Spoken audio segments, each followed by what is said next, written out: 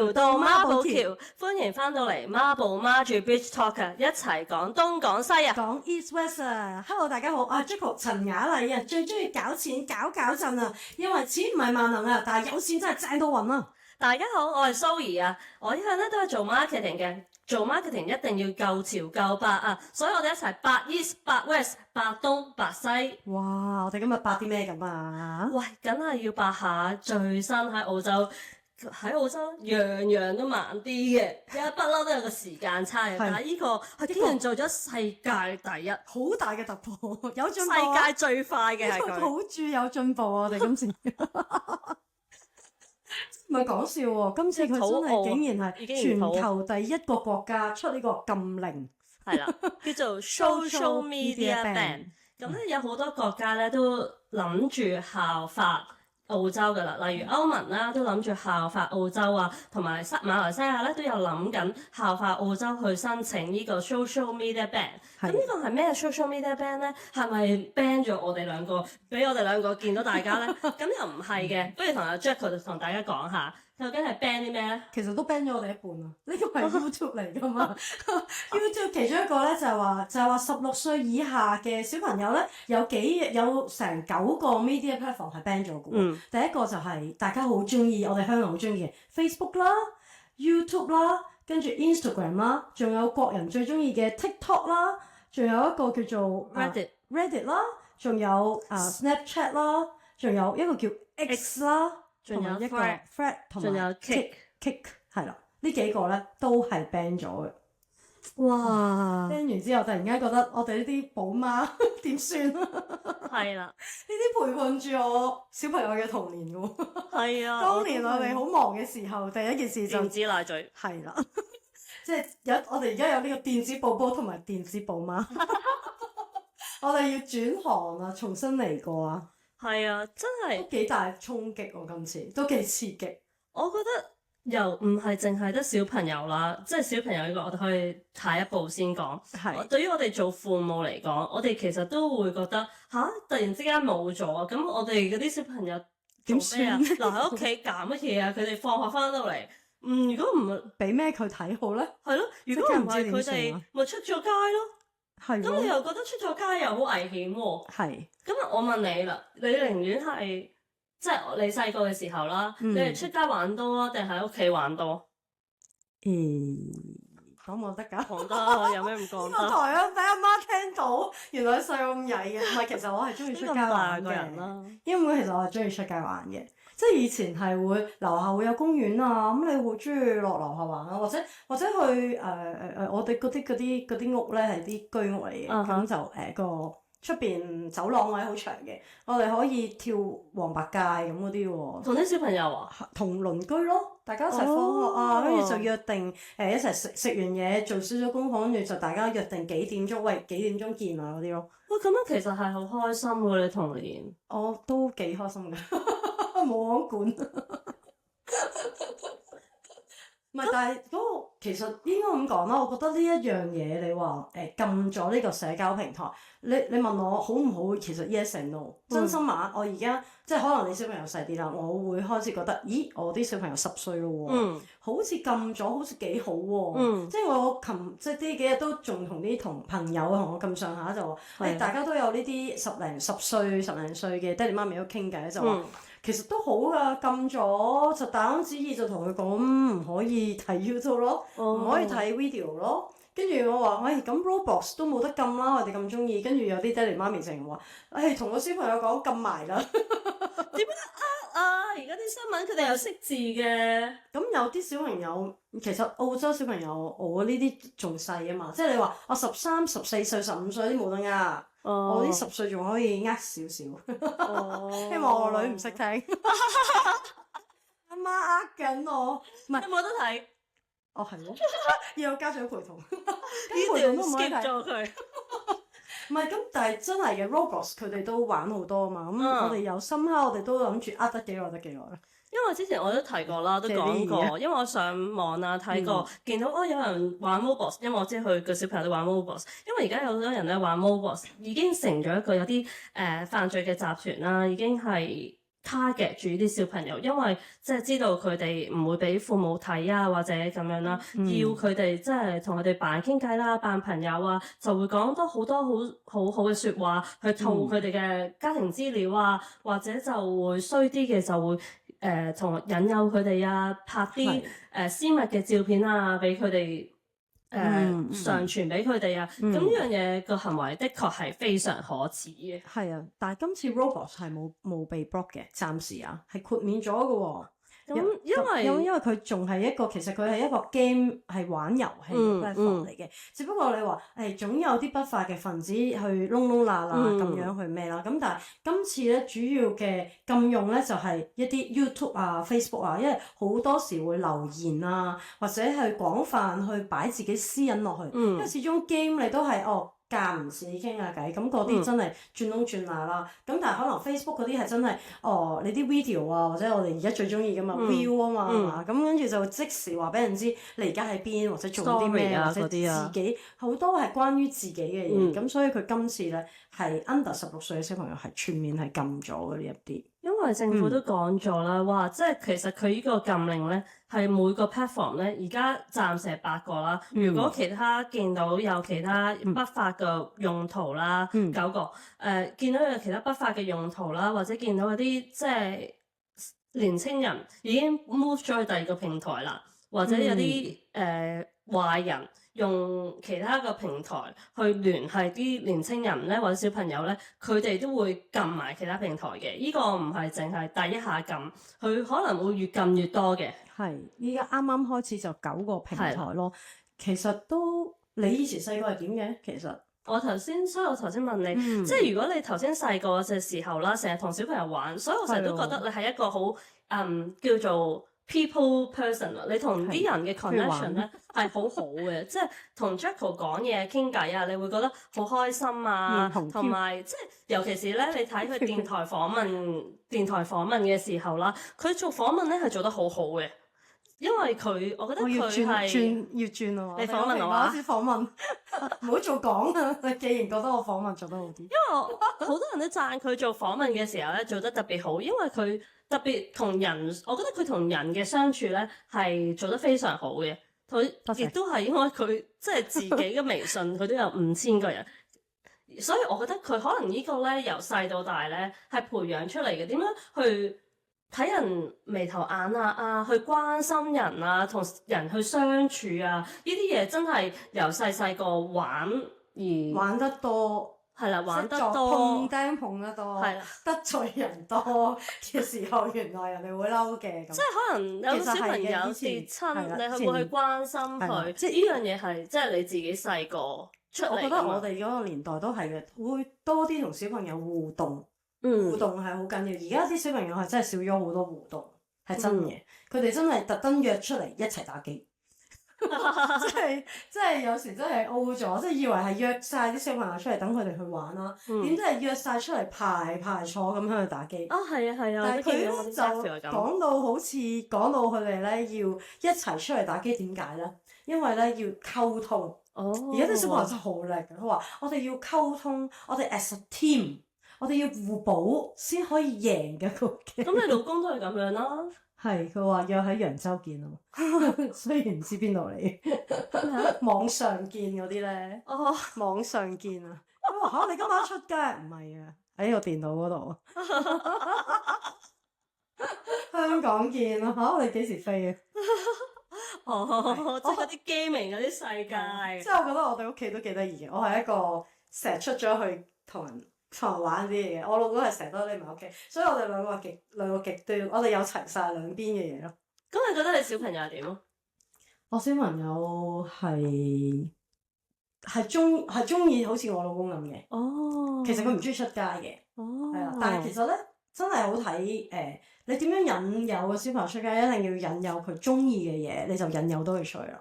即係可能見佢中意嘅朋友啦，玩佢中意玩嘅嘢啦，咁佢就會真係肯出去咯。Otherwise 其實佢真係寧願喺屋企打機。即係如果你叫我去同好似我哋以前細個咁同爹哋媽咪出去，你咪以前我哋咪好中意去新年拜年啊，見啲親戚啊、朋友啊，跟住好多 cousin 啊，喺度玩啊嗰啲嘅，佢寧願唔見咯。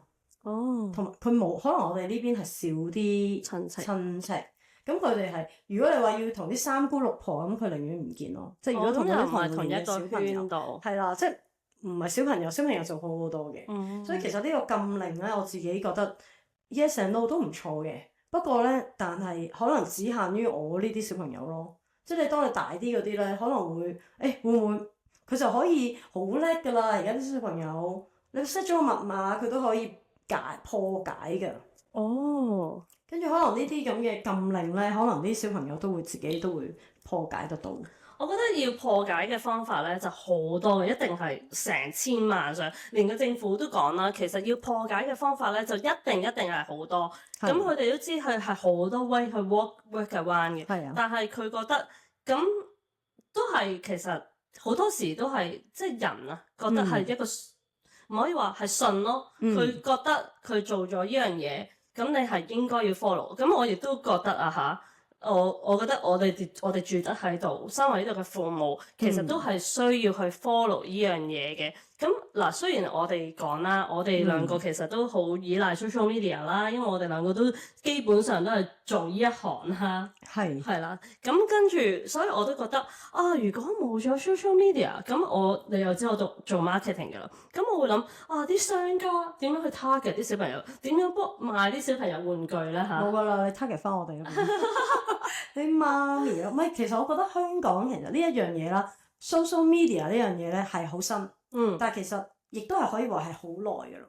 講真，我哋當年都有 ICQ 啊，我哋係第一代嚟講，第一代啦，我哋都感受過電腦電腦啦，用電腦啊，學校要教電腦啊，或者用 MSN 啊、ICQ 啊，放咗學同啲同學仔傾偈啊，或者喺 ICQ 度。認識啲陌生人啊，係你老公都係咁樣嚟㗎。我老公唔係話 ICQ 識嘅，唔好你咁講，人哋以為我好鬼老啊。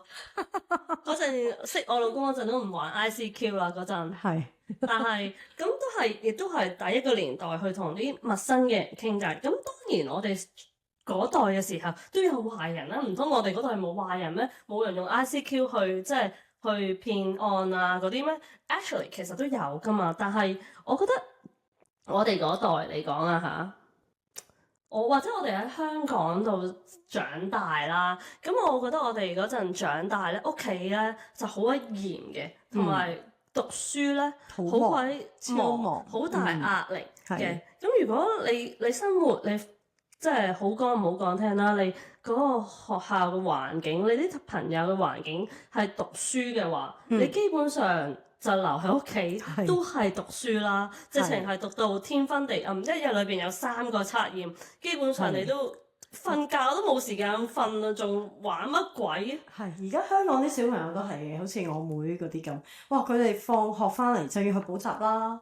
補完習翻嚟咧，又沖涼啦、食飯啦，咁跟住又開始總課，做完功課又溫書，又默書，又測驗啊嗰啲，係嘛？日日都搞到11、2點嘅，其實。係咯，跟住第二朝咧就6、7點又要起身嘅咯喎，跟住就翻學嘅咯喎，8點幾就要翻學校嘅咯。咁其實係冇乜少好多時間嘅。係啦，同埋個讀書嗰個壓力好大啊！我覺得喺香港嚟講，所以變相地咧。就冇咁多父母真係好緊張，佢哋要個電話嚟碌啲咩 social media 咧。咁但係喺度咧，反而咧呢度嘅小朋友咧，自己個空間好大啦，自由度好高啦。讀書嘅空間，即係讀書嘅壓力相對嚟講又冇咁大啦。relax 好多，冇乜功課嘅。而家啲小學啲小朋友冇功課啊，差唔多。係啊。係啦，所以佢哋即係如果有功課都係補習嘅功課啦，即係唔係？我哋以前係又要做學校嘅功課啦，成堆啦，跟住又要做補習嘅功課啦，又係成堆啦。跟住仲要成日都要默書啊、測驗啊、寫作文啊，就好多 test 好多 test 咯。呢度係真係輕鬆好多。我女係差唔多話，我禮拜一翻嚟佢就可以做晒1個禮拜嘅功課噶啦，好快。佢話好快㗎咋我啲功課。咁當然啦，越嚟越大就會越嚟越咩啦。咁但係其實相比喺香港都係少好多，同埋空間度自由度真係實在太高。所以監管係難啲嘅。我都覺得係。即係等於食飯啊，咁喺香港好近啫嘛。喂，食飯啦嗰度喺隔離房，就到尾咪就出晒嚟。我哋呢度係可能上落樓啦，講晒10次都聽唔到嗰啲咧。呢度有啲嘢係好好笑嘅，就係即係例如上落樓啦。我屋企有個好真實嘅例子就係咁啦。咁我屋企我有個親戚啦，咁以前咧就一路都係住 apartment 嘅。咁到個小朋友咧大個啲咧，好需要私人空間嘅時候咧，咁佢屋企咧先搬去 house 喎。咁搬去 house 咧就2層嘅，咁咧就係咁樣啦。以前咧住 apartment 就係叫佢出嚟就出嚟啦，就出嚟啦，係啦。而家佢哋啲小朋友咧需要有自由空間啦，咁咧就自己間房啦，係啦，自己間房啦，有喺上一層啦。咁你叫佢出嚟食飯咧，哇！叫10年都唔出。直情食晒成餐飯都未見到個人出嚟嘅，唔得噶喎！我直情要衝上去敲門執佢出嚟啦，大佬。咁但係嗱，人哋就話啦，啊讀緊書啊，但係其實唔知係啦 ，no one know，係啦，就因為呢度嘅空間大啊，大到自由得度滯又啊，大得滯，所以小朋友反而咧佢嘅自控能力同 control 能力係少咗好多。跟住同埋我哋亦都會左望右望啊！難聽啲講，間屋大啲，你都做多啲嘢啦，剪草除蟲、洗碗、拖地都辛苦啲啦，廁所寫多2個啦嘅時候，你就會覺得唉，跟住仲要做嘢咧，我哋嘅時間嘅精力好似就已經擺咗喺間屋度咁就更加少咗時間去 monitor 住佢。即係好似我哋以前香港咁，其實香港都有電視㗎嘛，有啲電視真係有啲暴力㗎，即係唔好話色情啦。OK，其實電視即係我哋以前睇開咩亞視 TVB 咁，好少話有色情嘅，咁就通常係暴力啦。咁就會有 PG 咩家長指引嗰啲戲，咁你都會陪住啲小朋友睇㗎嘛。或者話啲小朋友真係會反而調翻轉，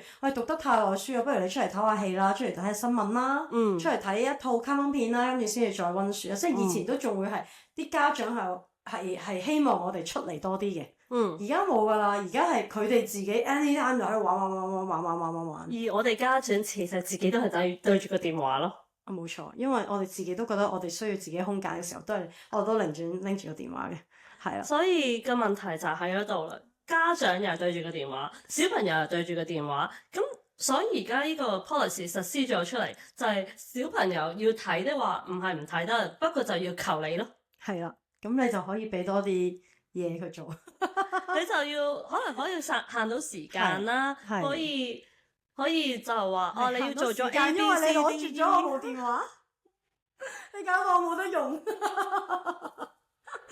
係你要做咗啲 A B C D 先可以睇到20分鐘嘅嘢，或者話啲家長其實都好事，有好有唔好，其實真係兩邊嘅執詞都有好大嘅咩。咁我會覺得有好嘅，譬如好嘅咧就係話你真係陪住，可能真係需要陪住個小朋友，或者嗰20分鐘你都其實都借咗個電話俾佢啦，不如你睇住佢睇緊啲咩啦。係啦。不如你 advise 住佢啦，了解佢多啲啦。就係你嗰個 PG 家長指引就喺咗嗰度啦，係啦。但係有唔好嘅就係啲人就話會唔會令到啲小朋友轉咗去第2個平台？因為大嘅平台咧，始終其實佢嘅禁令已經好多啦，即係正常有啲嘢已經唔播得嘅咁樣啦。咁但係細嘅平台可能仲陰暗啲啊咁樣咯。咁都會有啲人話會唔會走到變咗啲青少年更加偏激咁樣走咗去第2度？咁其實我覺得呢樣嘢係唔知嘅，但係我覺得政府行咗第一步，我哋家長就一齊協助行住呢一步咯。我諗佢會陸陸續續會更加多嘅監管咯，因為始終呢啲咁嘅上網嘅平台啊，或者呢啲其實對於好多人嚟講都係好新，真係好新。尤其是而家其實政府執緊法嗰班人咧，其實佢比我都係哋仲要老，係，即係其實佢哋都未必小朋友係叻過佢哋，但係佢哋要夾硬揾啲嘢去綁住，即係綁住一個好叻嘅賊。即係其實我哋都話叫做睇住個 social media 長大，呢個係我哋 a part of our life。但係好多時其實政府即係當緊權啊，最高級嗰班人啦，其實仲要比我哋年紀再大啲啦，可能佢哋都冇經歷過呢個年青人呢個心態啊。即係我哋反而咧，我哋就真係有經歷過年青人個心態。咁我代入咗啲年青人嘅裏面諗咁我睇咩？我阿爸阿媽咪知我睇咩咯，以前係咯，我以前都係嘅。咁當你嘗到有自由甜頭有 independence 嘅時候，再你再揦返住佢揦佢翻嚟，你就好鬼難㗎啦嘛，係咪？係，其實今次所以呢個都係一個好對於好多父母係一個 challenge 好嚟嘅 challenge。因為同埋我又覺得喎，即係我成日都諗住啊要自由啊咁樣㗎啦。係咯，我哋細個都想自由噶啦，同埋你都唔想俾阿媽管噶嘛，大佬。咁我諗我唔想俾佢知我睇咩噶嘛，又唔想俾佢知我見邊個朋友噶嘛。咁同埋我又覺得 social media 呢啲嘢咧係阿媽平時睇開咩咧，個 social media 平台咧就 fit 咩俾你睇㗎嘛，其實。係啊，咁佢咪會係睇咗阿阿媽媽睇睇嘅角度咯，或者佢諗嘅嘢咪會係佢阿媽嘅 shadow 嗰度出嚟咯，佢咪冇咗自己。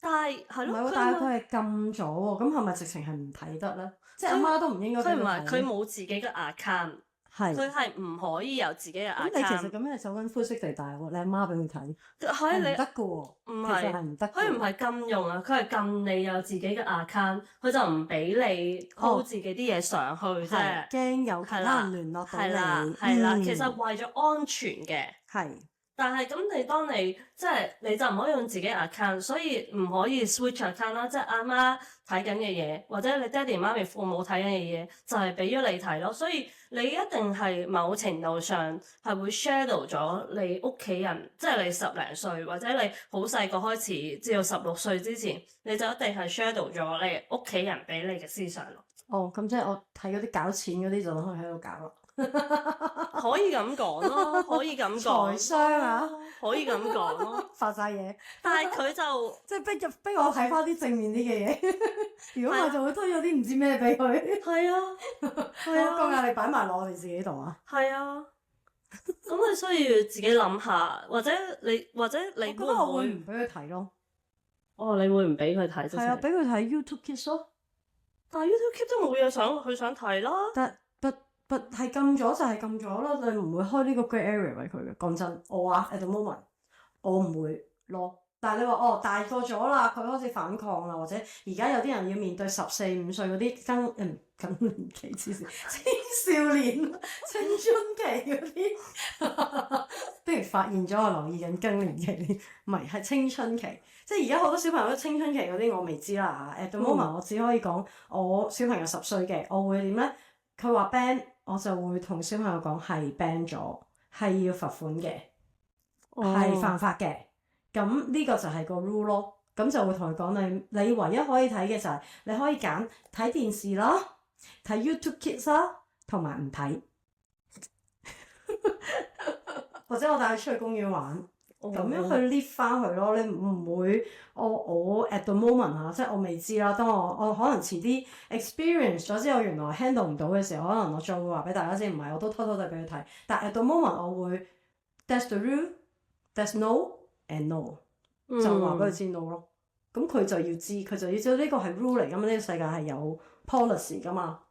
咁政府出咗呢樣嘢就會同佢講，我就會話俾佢知 no 咯。咁當然啦，可能佢之後會話俾你知，喂唔係喎，可以咁樣，或者佢啲同學仔話俾佢知點點，咁我哋就再一步一步去 guide 佢同 lead 佢咯。因為我自己覺得小朋友同家長而家最缺，我覺得喺澳洲話係溝通，係同埋你話好唔好？其實我係 at the moment 我覺得係好嘅，但係當然啦，你話我啲寶媽不嬲都係電子 fit 個寶寶，而令到自己舒服啲嘅，咁可能呢個 attitude 同埋呢個嘢都要自己去改咯，係啦，因為係嘅，真係 fit 咗佢，真係唔出聲嘅。咁但係其實有好多嘢係要即係言明身教，即係你要自己真係擺翻個心出嚟，去同啲小朋友溝通，或者小朋友真係唔可以再咁樣沉埋喺一個電子版上面，一定要掉佢出去同多啲人溝通，可能補多啲唔同嘅嘢俾佢玩咯，唱歌啊、跳舞啊、學嘢啊。咁當然啦，可能好多家長已經俾佢學嘢㗎啦。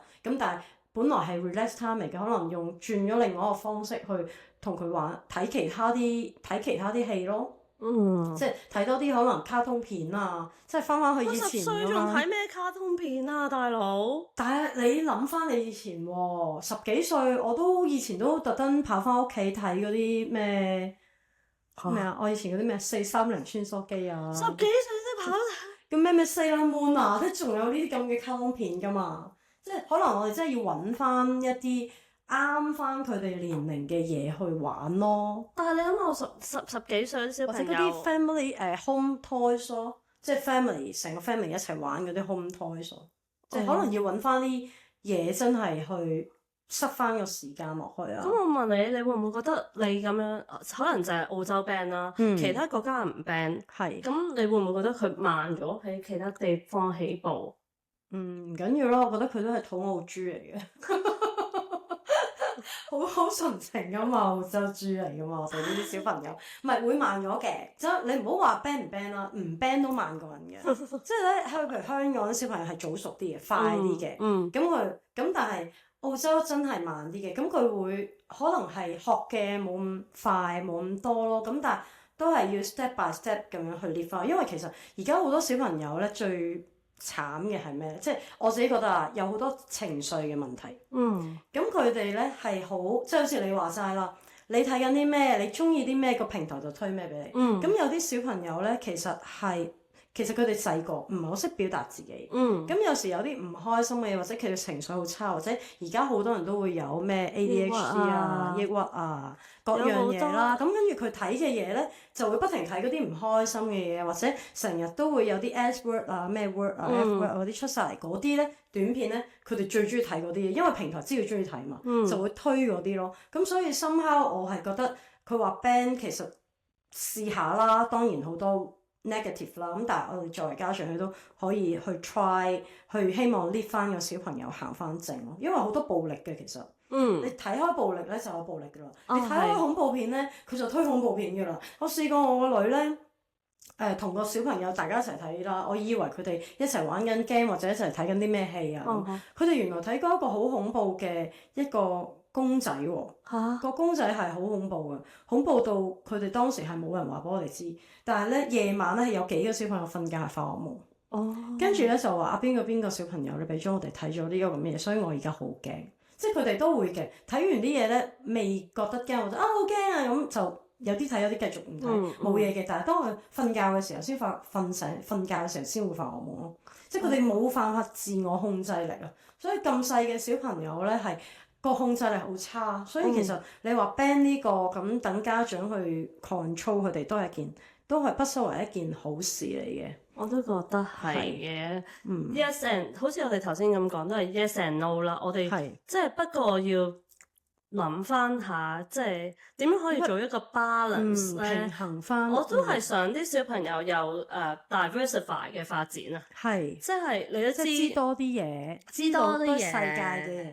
你哋知道 social media 其實係真係知世界一個好快俾你 explore the world 嘅平台啦。冇錯，因為其實我哋兩個自己都係一個懶人啦，都係好依靠 social media 去 fit 啲嘢俾我哋啦。咁就好似以前咁去圖書館攞本書，跟住睇下世界大事新聞咁。因為其實變相 social media 就係以前我哋嘅新聞咯，報紙咯，快好多，同埋個大嗰個廣泛嘅範圍大好多，例如可能小朋友嘅話，佢本來都唔知道某一種舞步叫咩名嘅，可能跟住佢哋就學 social media 睇，就會有咩霹靂舞啦，有咩 locking 啦，有其他 break dancing 啦，或者佢哋都係睇 social media 先知道，原來滑板係可以咁樣玩嘅，溜冰係可以咁樣玩嘅。咁如果你講真，我哋呢啲咁寶媽嚟講咧，有時都會驚，你玩滑板啊，好危險噶喎！你去跳街舞啊，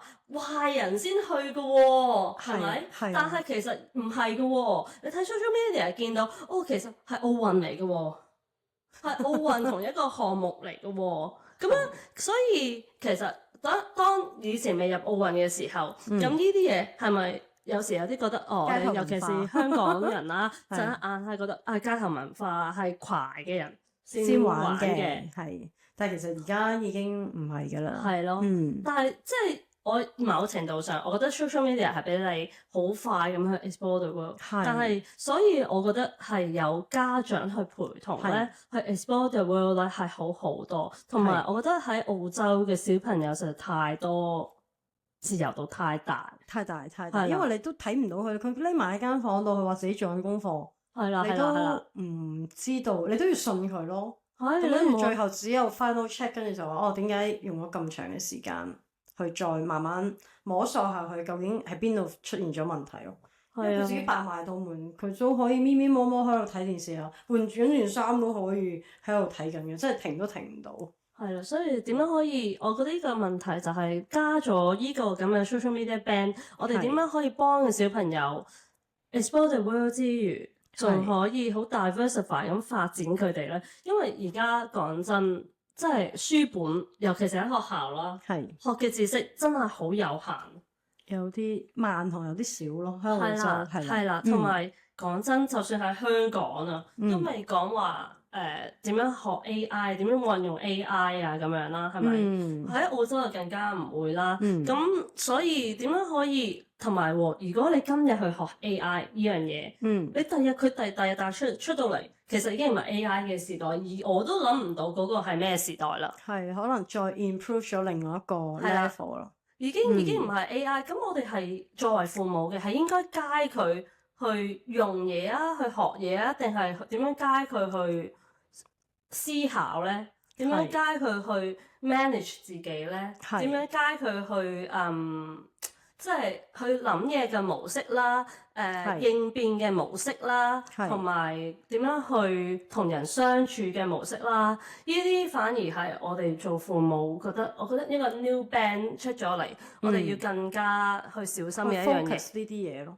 同埋我覺得同埋佢哋好多時而家10零歲嘅小朋友啦，唔好講你10歲啦，我啲小朋友還好啲啦，我啲小朋友真係好細個，咁我都見到我啲 niece 啊 nephew 啊，佢哋真係開始用 social media 去同啲朋友傾偈㗎咯喎，即係放學之後，即係好似我哋咁樣啫嘛，讀中學嗰陣都中意煲電話粥 ICQ， 煲電話粥，係啦，因為煲電話粥嗰陣係懶去打 ICQ 嘛，但係佢哋而家係自己有套 language 㗎，你知唔知佢哋 send message 咧 send Instagram 嗰啲 message 咧，你係睇唔明佢寫啲咩？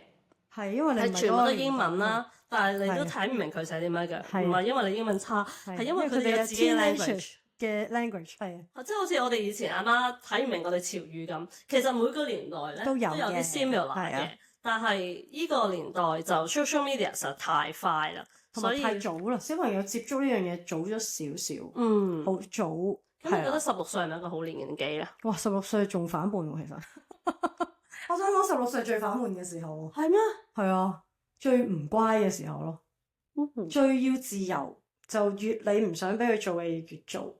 我其實係擔心，哇！到16歲嗰啲先至突然間俾翻呢集 social media，佢哋突然間覺得好似上咗癮咁。我都覺得係啊，即係反而係覺得哇！突然間，我終於可以啦！即係好似以前咁咧，18歲就可以咩啊，開車啊、飲酒啊、食煙啊，跟住啪咁樣就係啊，就大家就上咗癮咯。同埋16歲係一個喺澳洲嚟講係一個好 core 嘅年紀啦，因為佢哋考 HSC 啦，要準備大學啦。咁你突然之間，佢哋一路都冇喎，一路都冇 control 喎，一路俾人勒住咗太緊。突然之間一樣嘢爬埋嚟，哇！其實到時仲難喎，佢點樣去 manage 佢嘅 time 去睇 social media 而去讀書咧？嗰一下先係仲難喎。係，不過係咯，但係呢啲都要由細教到大㗎啦，即係都要開始教㗎啦，即係都要俾佢試嘅咁講咯。佢咁講咪，就好似頭先你所講，我都可以俾啲時間你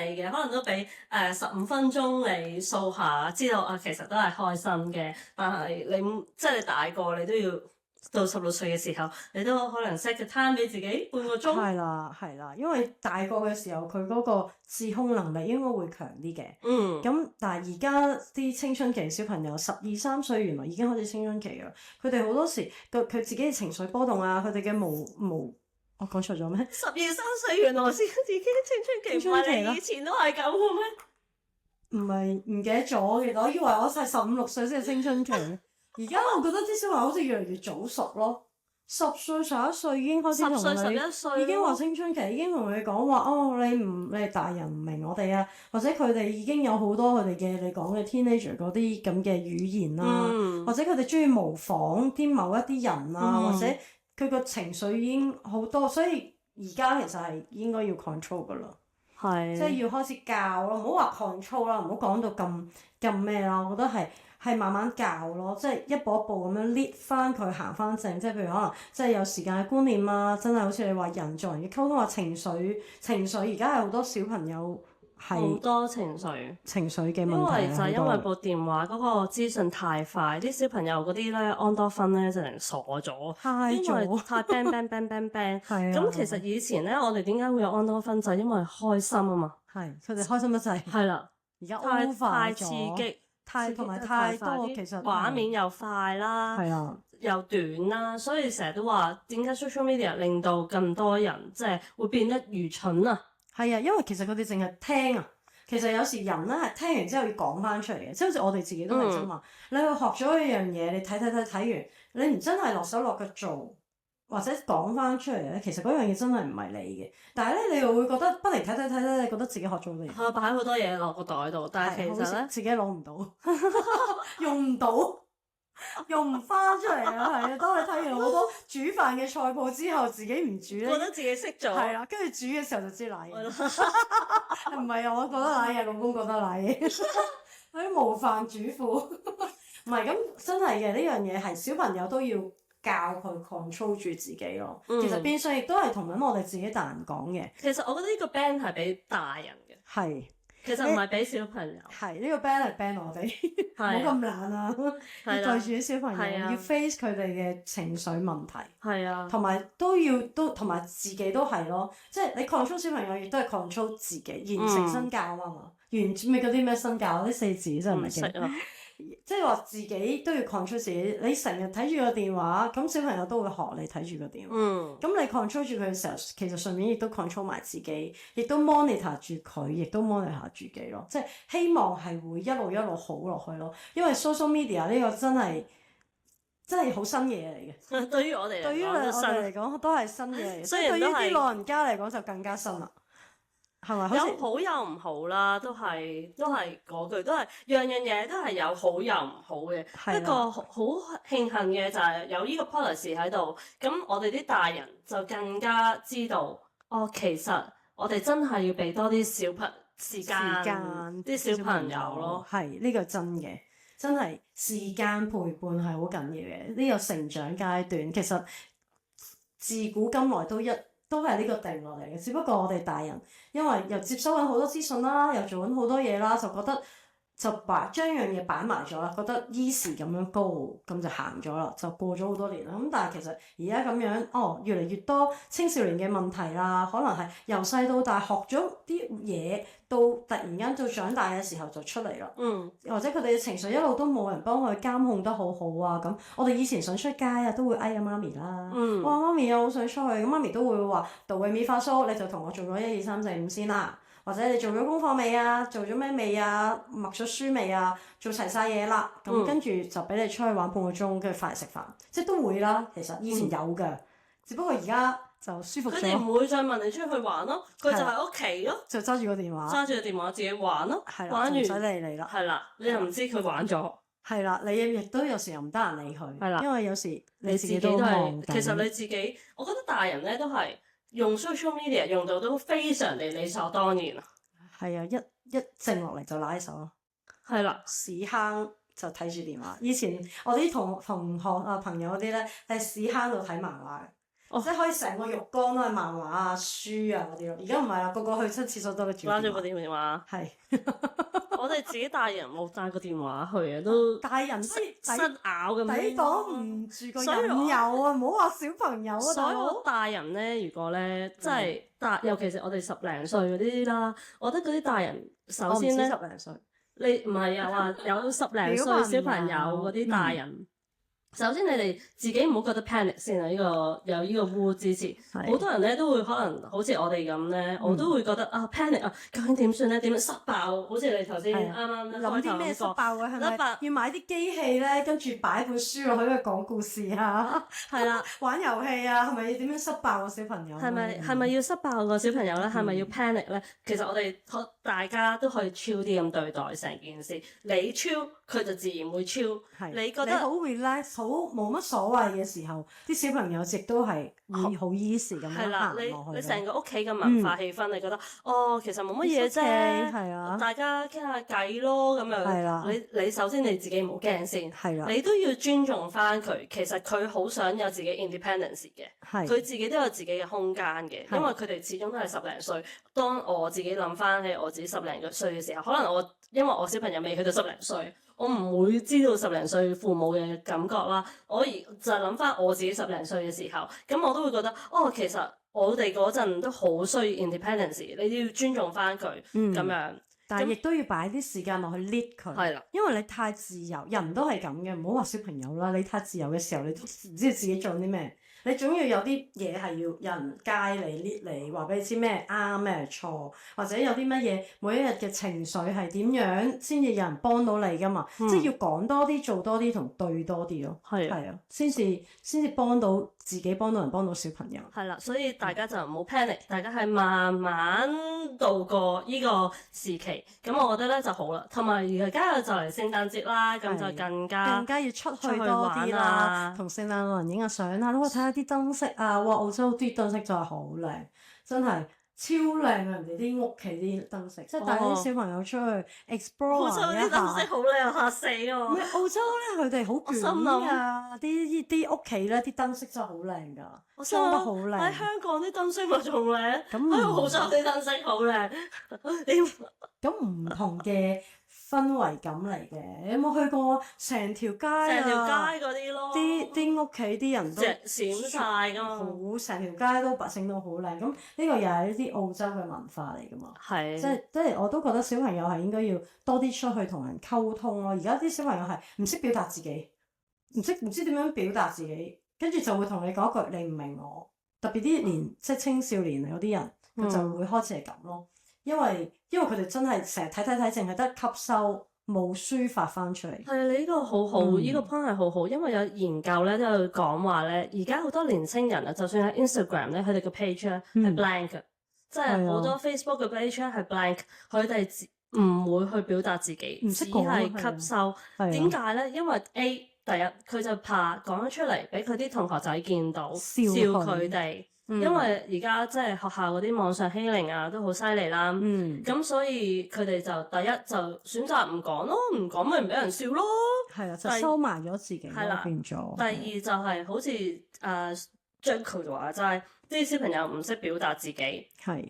咁所以有好多嘢有好有唔好嘅，所以我哋都唔係話點樣講話邊呢樣嘢好定係唔好，佢肯定有利有弊嘅。不過我覺得唯一好嘅，一定係啱嘅，就係家長同小朋友多啲溝通，呢樣咧係就一定係啱嘅。係，所以小朋友咩好與壞，在乎溝通與關懷。